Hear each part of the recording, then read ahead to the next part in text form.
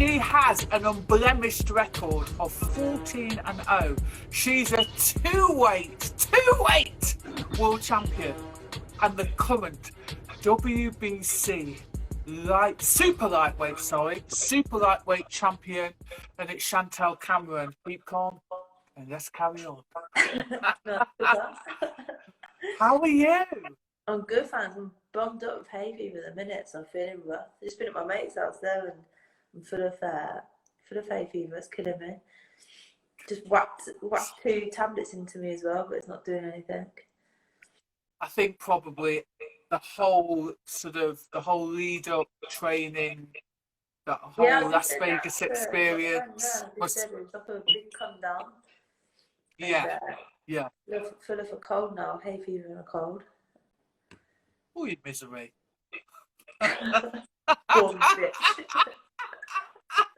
So listen, guys that have joined us tonight, thank you, Chantelle, because I know it's late and I know that, I'm guessing you really want to just chill out for a bit now until the next fight happens. But so let's talk about the recent fight against Melissa Hernandez, which was your first defense of your title, your WBC title. She had a decent record, 23 wins, I think 7 losses and 3 draws. Resulted in a TKO. Yeah. I think the stoppage. Talk to me about it. The stoppage was definitely early. I think if it was stopped in the 4th round, then it could have been more reasonable. I think the ref kind of ruined it a bit for me because it took credit away from my performance. She was going to get hurt anyway, so you could see that she was kind of not used to someone like me in the opposite her, so she's going to get hurt. But obviously I would have liked to have stopped her properly, not the ref taking it away from me. Sorry, I'm laughing at her. She was going to get hurt anyway. She was going to get it regardless. Jamie was holding me back. Jamie was telling me like wait for it, like basically I was on the leash and like reining me in. So it keeps on going blank, and so it's just a bit disappointing. Really, like could have got a better stoppage. I don't think the stoppage done the fight justice because it was too early. But sorry, go on. But it was, firstly, I was winning easy. Yeah, I mean, okay. So we've talked about it. Resulted in a TKO, and I guess were you surprised that you got her out as quickly as you did and in the fashion that you did? Yeah, I was really shocked because I was preparing for a really slick, frustrating 10 rounds. I wasn't even looking for the stoppage. I was looking for a hard, like mentally tough fight where she was going to be slick, she was going to be hard to hit. But to be fair, Jamie and Nige prepped me perfectly. I think they got me prepared for something they kind of knew wasn't going to be as hard as what they was making out. I think they got into my head to make me a bit like nervous so that I put on a good performance. So I think I got to thank my team for that. They got me in the best shape and best preparation, and made the first round when the bell went. I was just like, bloody hell, this is easy. She was so easy to it. Yeah. But to be fair, that's thanks to Akib and Mark Leach and a lad called Dom in Bletchley. The sparring I had was unbelievable. It's the best sparring I've ever had. I was getting battered, to be honest with you. I was getting my head absolutely pinged in. So someone had to suffer.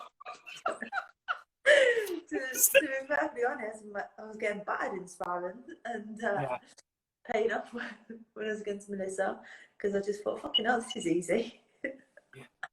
So interestingly, you were sparring Leachy, weren't you? And Akib, which was, I'm not surprised, but I know that I was going to say Nigel. I know Jamie is not always keen to let you off the leash with some of the lads, is he? I think now he is because he's seeing what I'm sparring with the girls and like I'm not like being pushed. Whereas he knows when I spar the lads, I'm being pushed. So for this camp, I think he's seen me in a different light where he wanted me to be pushed. So I think moving forward now, I think we'll do a lot more sparring with the guys. Brings the best out of me. Yeah, nice. And just going back a little bit, you said that they tried to get in your head a little bit. Did they say, listen, this girl's going to whoop your backside? Well, Nige was like, I bet you £100 you don't stop her. He was like, she's too tough. He was like, £100 you won't stop her, she's too tough. So just things like that. But then after he was like, no, I said that, 'cause I knew he was going to stop her, but I was like, liar. Where's me 100 quid? Where's me 100 quid? Did he give it to you? Nah, I thought, you don't think I have the vitamins to get rid of her? Dribble, give her 100 quid. Give her 100 quid. So listen, yeah, so she retired. She came back into the pros and she was quoted as saying that she saw your last fight and that she wasn't impressed. Yeah. Tough words. And then some said it was a massive step up for you.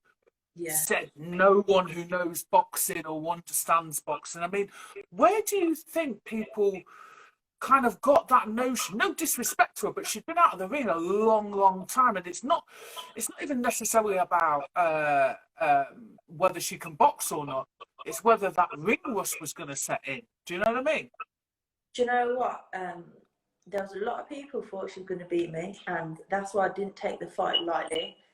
But for me, it was the fact that she was disrespecting me. And I just thought, win or lose, I'm going to punch her in. Like, that was literally my mentality. As much as nobody wants to lose, it was more like a fight for me, where I was thinking, my pride got the better of me, where I just thought, I'm going to make you eat them words. And I meant it as well. The car crash, when her and the manager was like disrespectful, saying it was a lie because I wasn't ready, I just thought, you can't go around throwing them accusations. But to say it, after the fight, I spoke to Melissa and the manager, and they're actually nice women. Like, they're just playing the game and the business side of things. So afterwards, I spoke to them, had a drink with them, and yeah, they're nice people. They were just trying to get in my head, trying to frustrate me. But they've done it in the wrong way, because they don't realise that you wind me up, your girl gets beat down. So there's two things there, Chantelle. So I'll say that when the tongue came out, I was like, not sure that should have happened. She might kick your ass. But equally, in her defence, can you honestly say that, judging on what you've just said, can you honestly say that she didn't a small amount get into your head, or at least Nigel and Jamie did? Not at all. She generally didn't get in my head. You know what? When she put the tongue out, I just thought, that's an insecurity. Like, you're doing that because you must be a little bit afraid. Whereas I was just like, I'm gonna win. So for me, it just showed a bit like an insecurity, that you're here for the show, trying to wind me up, and I was just literally just cool, calm, and collected, where nothing was gonna get in my way. I knew that I was gonna make her eat her words, and I knew that I was gonna win the belt, keep the belt. Yeah, it's funny because when I see you at the weigh-in and all of the kind of lead up to it, there is some hard-faced Chantelle Cameron. Damn, I'm even scared. But no, you were able to, but to be fair, joking aside, you really do flip the switch and you're not playing at all, are you? That's what I mean. I'm not there for the whole show you off entertainment thing. Like, I'm there to fight, and that's all I do. Yeah. And like, I know it's good to have a bit of a character and maybe be a bit of a clown, but that's not my personality. I'm there to keep my belt, defend my belt, and do the business in the ring. So I was just literally just poker face, game face, and focus on the job. It's interesting because it does come across that way. It's kind of like you did your little face off, you got your clothes straight back on, you weren't interested in kind of performing and, I don't know, walking around in the old underwear. Look, good shape though, to be fair. If I was in that shape. You look good. You look good. But listen, so 1 second, because I've got to do. Swipe up to sign up to me OnlyFans. Wow. Wow. Hey, listen. If it pays the bills, if it pays the bills. So, I ain't got an OnlyFans. have you not? I'm thinking of getting one. No, I'm joking. I'm actually joking. So, no one will want to see me in my underwear anyway. It's wrong. It's just wrong. So, yeah, the first round seemed to set the tone for the rest of the fight. And I'm going to be honest with you. You know, I didn't think it was going to. I always thought you were going to beat her. And that's not me saying that because I know you and all of that stuff. Listen, I'm the type of person that if I'm going to be honest with you, I just felt that you were going to beat her. And the reason being is also because of the time out of the ring, how long she's been boxing. No fault of her own, she's on the decline because of how long she's been boxing. Although she is a pioneer and has been amazing for professional boxing. But I kind of felt like she was slightly on the decline anyway. And then you've kind of beaten her up, bully. You get to that fifth round and you get that kind of weird TKO, which is like he steps in and stops the fight when you're not actually attacking her. Yeah, it was really. How did that feel? I said to Melissa, I was like, "That's a bad stoppage. I'm sorry." Even though it wasn't my fault, I was like, "Sorry, but that's a bad stoppage."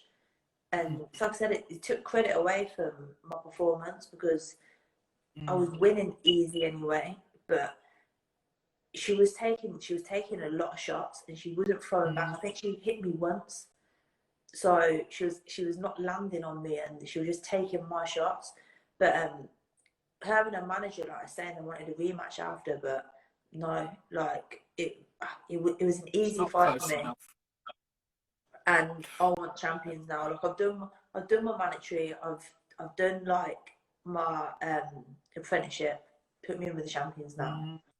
Like with no more messing about. Like there's no excuses now. Just get me in there with the best versus the best. So talking about the TKO, we just go before we talk about the potentials, potential fights down the line. Let's talk about, there was a. I think he was not premature in stopping her. I just think his timing was a little bit off, right? I think he panicked. Well, this is the thing. So, do you think that there are still some? Listen, we can all, we're not in there. His job is the safety of the fighters. I know from being in the corner, etc. You kind of have to make a split decision. But do you think that sometimes they're a little bit more, I don't know, fragile with the female fighters? He did telling her to do something. He was saying like show something, and she wasn't. So I think he was protecting her. He like the fact she's a female. I think it was a little bit more protective the fact she's a female, yeah. But he did keep saying to her like show him something, and she wasn't.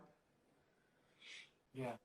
So then my other thing is this argument. Then we go back to this argument of everyone wants women to do the 3-minute rounds, etc., etc., etc., which will probably result in more KOs. So I guess you can't have it both ways. No, definitely. I'm not talking about you. I'm just talking about the game. You can't have it both ways. You can't prematurely stop a fight because somebody's getting kicked down, not kicked, but licked down. You know what I mean? And then on the reverse, you're going to stop. Do you know what I'm saying? Yeah, 100%. But I think it's just women's boxing is still growing. People have got to start adapting to it as well. Hopefully, I win the giveaway, Chantelle. What giveaway? Hold up, is there some? Are you giving something away? Oh, that's Jake. One of my fight t-shirts. What? Sorry, what? Where's mine? Doing a giveaway a fight t-shirt, my Team Cameron t-shirt. Jake, do one. It's mine. Top boxer, you are, Chantelle. That's Corey Basin, 15. Top boxer. Brilliant attitude. That's Sue Smith. The booing. How did that affect you, Chantelle? You've gone there, you've put on a juicy performance, and then the crowd boos. Talk to me about that. To be fair, I just felt a bit sorry for Melissa because obviously it was early stoppage. So I just thought, you know what, fuck them. Yeah. Fucking like nothing I could do. I'm not the referee. I was winning every round convincingly, and I said to Melissa like that's a premature stoppage, so there was nothing I could do. So I just thought I fucking like let them do all they want. Like I box well. Yeah. Yeah. And with regard to kind of the American audience, do you think, Chantelle, that before that fight on the 29th of, was it the 29th of May? It feels so long ago. But do you feel like it's not that you weren't getting any respect, but they probably didn't think you were as good as you are, and then all of a sudden it's like, it feels to me, Chantelle, like suddenly people are going, I know she's really good. It's like, what? I feel like I opened a lot of people's eyes about me. Like I remember I was doing an interview before where I was saying like I'm pushed in the corner. I'm pushed in the corner and like kind of like let's forget about Chantelle. That's why I weren't getting the big fights. And I got the opportunity to go to Vegas, box a former world champion. Back in her day, she was a pioneer for women's boxing. Yeah. And I dismantled her. I made easy work of it when there was a lot of people thinking that she could beat me. And I just showed that like that there's levels to it, and the new talent of women in boxing now really levels above. Like we are, and even when I hang my gloves up, the next generation that are coming through, they'd wipe the floor with me. Like that's just how it is. Like things are evolving and things are developing, and the younger ones are going to be even better. So it's exciting. But that's what happened. Is she's the old generation, I'm the new generation coming through, and just showed the different levels. And I think she was saying stuff about me not being. She's got more experience than me, and I'm a baby champion. And people don't realise how experienced I am. I was kickboxing when since I was 10, boxing, Thai boxing, then boxing. Like I've got so much experience, and fighting is just in my blood. So when some of the people say about my experience and stuff, I think right, I've only had 14 fights as a pro, but everything I've done up until I turned professional, that's all fighting as well. It's all experience. Exactly. So I think with things like that, I just think I'm way experienced. I've been doing this since I was literally a kid. Kicking people down since she was a kid. Exactly. and to be fair, in her defence, I know being a coach that things have changed over the years, and these girls would have come in, and I guess they didn't have the level of training that you've not only experienced at GB level, but you know, just like you say, things change, and they kind of probably were learning on the job. So, in that respect, I say, you know, hats off to her. Massive achievement, but absolutely what you're saying is you're the next generation, and then the next lot coming up. I tell you what's going to happen, no disrespect, but I think also the girls coming in from the Olympics or have been on that Olympic cycle are going to be kicking some backside when they finally turn over. 100%. And it's another thing me and me and Savannah said when she was saying like about she doesn't rate me, all this was me and Battery's gonna go. Me and Savannah said like she must have only watched my October fight where that wasn't how I normally box. I boxed because the girl was a lot bigger than me and a lot heavier, so I had to box differently. And I kind of, me and Savannah said like, she must not have done her research because she must not know my style is I'm going to come forward, I'm going to be aggressive, and I've got good footwork. Whereas October, I had to completely change my style. So I think they watched the wrong footage. And that's their job. Sorry to say, but that's your job. Do you know what I mean? And if you kind of go back for a long time, it's quite obvious that you've been fighting forever. I can adapt my style. So there was things like she was going to school me, going to frustrate me, and all this. I was thinking I've boxed on the GB squad for 8 years. I've had every style you can think of. Yes. Internationally, I've had to box so many different styles of opponents. So no style is really gonna bother me. You just adapt. You within the first round, you work someone out, and I'm good at that. And I do think, I'm going to be honest, some people might dislike me for saying it, but I'm going to say it anyway. For the girls that are on the pro scene that are a little bit more experienced, that have come from the amateur side, you can see that they're able to kind of spend the first round or two having a look and then being able to assess. And I think there are other girls that aren't able to do that. That's just my take. What I see is what it is. It's all experience. Yeah, yeah. So, you were asked a question earlier. First and foremost, right? So we're talking about the potential unification next. Oh my God! Finally. So there's been talk of the IBF World Champion, Mary McGee. I've seen some things. She's been very respectful, lovely. Been very, very respectful about you. She says she'd like to share the ring with you. Then there's the WBA. Kaylee Reese, also very respectful. I think that would be a cracking fight. Jamie said he's looking at the McGee fight, then the Casey Taylor fight. Options, my friend. To be fair, it looks like it's going to be Mary McGee. That's what I've been told. So just waiting for the green light and a date and sign the contracts, and hopefully it happens.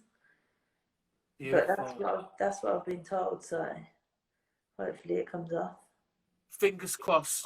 And then the other thing that I wanted to speak about, because obviously now you've kind of been in the mix with some decent girls. No disrespect to anybody in your weight category, but would you say that Annalie Sanchez is still the best opponent you have faced today? 100%.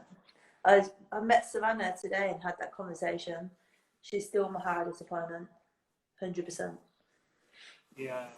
Got a lot of respect for her. And I wonder what's, because she kind of has seemed to have disappeared off the scene. Yeah, no idea. Yeah, I'll have to reach out and see what's going on. And lastly, oh my God. So Las Vegas, you're out there with the boys. Do you feel, to be fair, that, you know, I know you were world champion before you had this fight, but do you feel like something shifted? Did you feel like you were getting treated a little bit more like a world champion? Was the money getting thrown out? Just for Jamie kept telling everyone I was world champion. I was like, Jamie, stop it. No, but do you think, like, do you, no, it's good, no, because the thing is, to be fair, you've worked your backside off. You've stood on the sidelines, like you've said. You know, you've gone through a lot of frustration. It seems to be now just turning round, and then obviously now you're going to be on the zone. I mean, geez. Yeah, I think I've shown people what I can do. I'm starting to get a bit more respect, and I think people are starting to like give me the credit as well, which is obviously nice for me because I do work hard and I do like live the life. And when you're pushing the corner for so long, obviously it's a bit disheartening. So when you get let out the corner, it's nice that people are giving you credit. Obviously, it's the best feeling really. It's better than winning a fight, ain't it? You put all that work in, you want to reap the rewards.